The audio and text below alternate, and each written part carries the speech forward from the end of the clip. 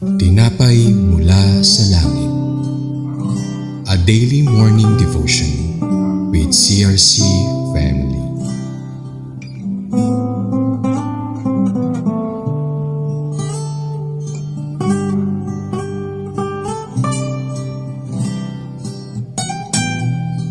Good morning po sa lahat. Ako po si Pastoral Regine Joy Elor Salas from CRC Calamba Daughter Church. Samahan niyo po kami sa ating programang Tinapay Mula sa Langit, ang pang-araw-araw nating devotion sa salita ng Diyos. Pero bago po tayo magsimula, samahan niyo po ako sa isang maikling panalangin. Ama namin makapangyarihan sa lahat, maraming salamat po sa umagang ito na ipinagkaloob niyo sa bawat isa. Salamat po sa panibagong buhay at opportunity upang muli kami makalapit sa inyong presensya at mapapurihan ka sa aming mga buhay. Lord, sa umagang ito, ipinagkakatiwala po namin sa inyo ang aming programang Tinapay Mula sa Langit. I pray na itago niyo po ako sa inyong likuran upang sa gayon ang bawat salita na mamumutawi sa aking bibig. Ito yung mga salitang nagmumula lamang sa inyo at ang bawat isa na nakikinig sa umagang ito, i-open niyo kanilang mga spiritual eyes, spiritual ears, and spiritual heart upang maunawaan nila ang mensahe na nais mong iparating sa bawat isa. Kaya Lord, sa inyo na po namin ipinagkakatiwala ang programa ito. Maraming salamat po. In Jesus' name we pray. Amen. Judges chapter 7 verses 16 to 18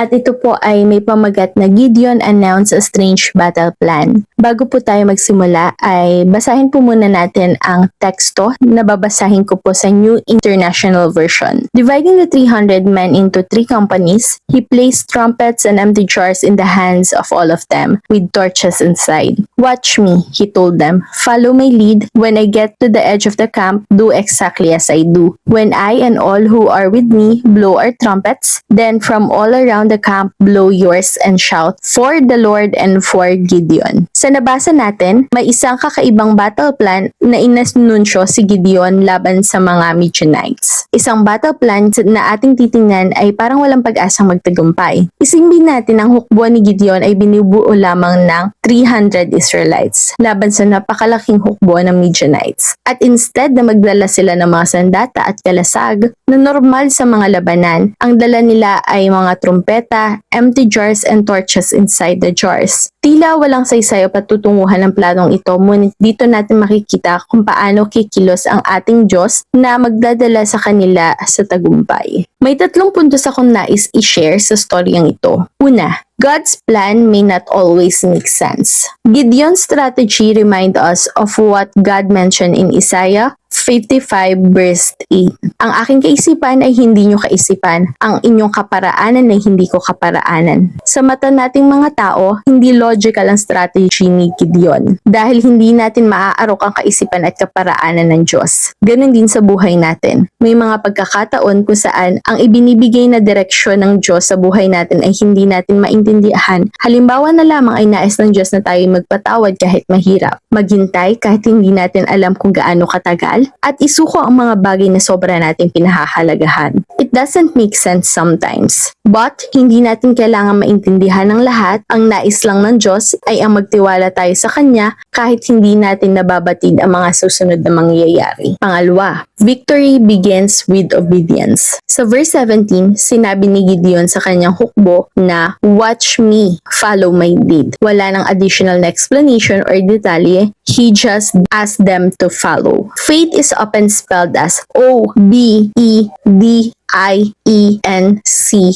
Obedience. Ang breakthrough hindi yan nagsisimula pag sumuko o nawala na ang mga kaaway. Instead, nagsisimula yan pag natuto ang bawat isa na sumunod at magtiwala. Ganon din sa buhay natin. Hindi natin kailangan ng klarong explanation o detalye bago natin sundin ng Diyos. Ang nais niya ay sumunod kahit mahirap, magulo, o hindi natin naiintindihan ang mga mangyayari. Dahil pag tayo ay buong pusong sumunod at nagtiwala sa Diyos, doon natin mararanasan ang kanyang pagkilos na siyang maghahatid sa atin atin sa tagumpay. Third, God uses the unusual to display His power. Sa labanan na kinaharap nila Gideon, ang tanging dala lang nila ay mga trumpeta, empty jars, and torches inside. Ito ay mga bagay na hindi usual sa isang labanan, bagkos ito ang ginamit ng Diyos upang ipakita sa lahat na ang tagumpay ng mga Israelites ay hindi galing sa kanilang sariling kakayahan, bagkos ito ay dahil sa kapangyarihan ng Diyos. Minsan pakiramdam natin, kulang tayo, kulang sa skills, sa resources, sa knowledge, sa lakas, pero baka ganun mismo talaga tayo nilikha ng Diyos para sa oras na dumating ang ating breakthrough, wala tayong maipagmamayabang dahil alam natin na hindi yan dahil sa atin, kundi dahil sa Kanya lamang. At bilang pagtatapos, ang strange battle plan ni Gideon ay isang paalala sa atin na hindi normal na paraan ang ginagamit ng Diyos para magbigay ng tagumpay.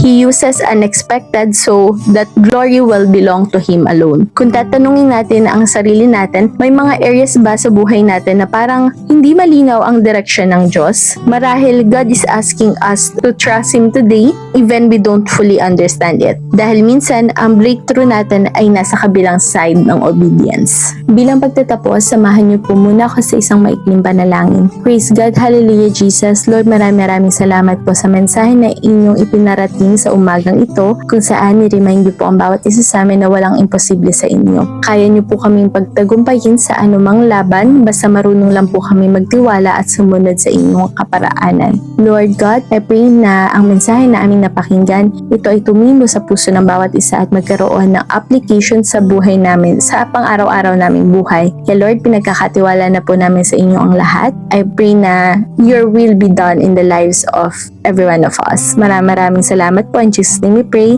Amen. Maraming salamat po sa inyong pakikibahagi sa ating programang Tinapay Mula sa Langit. Muli niyo po kaming samahan sa araw ng bukas sa ganap na 5:30 AM para sa ating pang-araw-araw na pagbubulay-bulay ng salita ng Diyos. Malaya po nating itong i-share sa ating mga kapamilya at kaibigan upang mas marami pa ang makapakinig at mapagpala ng salita ng Panginoon. Muli, magandang umaga and God bless us all. Thank you.